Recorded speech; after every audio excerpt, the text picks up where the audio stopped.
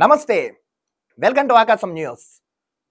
రేవంత్ రెడ్డి సర్కార్ రైతుల నోట్లో మట్టి కొడుతుంది. అదేంటి రేవంత్ రెడ్డి సర్కార్ రైతుల నోట్లో మట్టి కొట్టడం ఏంటో అనుకుంటున్నారా? స్కిప్ చేయకుండా వీడియో చూడండి. రైతులకు గత ప్రభుత్వం 2 సార్లు సహాయ సహకారాలు అందించింది, మేము 3 సార్లు ఇస్తామని చెప్పుకుని వచ్చారు రేవంత్ రెడ్డి. అధికారం మాకు వచ్చిన తర్వాత రైతులకు పెద్దపీట వేస్తా అని చెప్పారు. రైతుల్ని మేము ఆ కుటుంబ సభ్యులుగా చూసుకుంటామని చెప్తాను. రాష్ట్రంలో రైతు కంట నీరు లేకుండా మేము చూసుకుంటానని రేవంత్ రెడ్డి చెప్పారు. కేవలం అవి ప్రకటనలు మాత్రమే పరిమితమే. కానీ వీళ్ళు ఏం చెప్పారు? డిసెంబర్ 9న మీరు మాఫీ చేస్తా అని చెప్పారు. తర్వాత ఆగస్టు 15th తీసుకొచ్చారు. సో 100కి 36 మందికి చేసి చూసి చూడనట్టు వదిలేసింది ఈ సర్కార్. కానీ రైతులకు ఏం చెప్తున్నారు? మీ అందరికీ రుణమాఫీ చేసిన ఏదో టెక్నికల్ ఇష్యూస్ వల్ల అవ్వలేదు అంటున్నారు. సరే, ఇప్పుడు ఇది బాగానే ఉంది. ఇప్పుడు ఈ రైతు భాష ప్రతి సంవత్సరం 15,000 ఇస్తా అని తెలిపారు.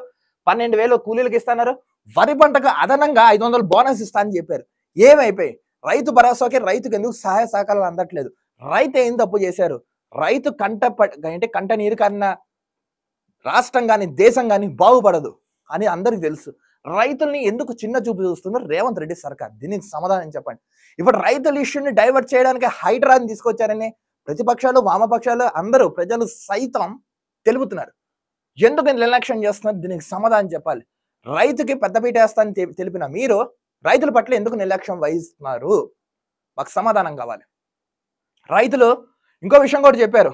అదనంగా మేము కొంటా, అదనంగా 500 బోనస్ ఇచ్చి మరి కొంటా అని చెప్పారు. కేసీఆర్ ఇప్పుడు వీళ్ళు ఏమన్నారు? రైతులందరూ ఈయనతో పోల్చుకుంటే కేసీఆరే బెటరు, దొంగని తెచ్చుకున్నట్టు అయిందని ఇప్పుడు వీళ్ళు తెలుగుతున్నారు. ఎందుకు నిర్లక్ష్యం వహిస్తుంది కాంగ్రెస్ సర్కార్? రేవంత్ రెడ్డి గారికి మీకు చెప్తున్నారు, మీరు గనక రైతుల పట్ల నిర్లక్ష్యంగా వహిస్తే మీకు ఇది ఒక చెరిగిపోని మచ్చలా మీకు మిగిలిపోతున్న భవిష్యత్తులో.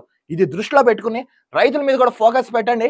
సరే, హైడ్రా చేస్తా చేయండి. దీంతో పాటు మీరైతే ఎన్నికల మేనిఫెస్టోలో ఏదైతే హామీ ఇచ్చారో దాన్ని కరెక్ట్గా అమలు చేయండి. ఆ అడుగుల దిశగా మీరు కూడా వెళ్ళి రైతు నోట్ల మట్టి కొట్టకుండా రైతును రాజు చేసే దిశగా అడుగులు మాత్రం అయితే చేయండి. లేని పక్షంలో చాలా ప్రమాదం అయితే ఛాన్స్ ఉంది మీ ప్రభుత్వానికి.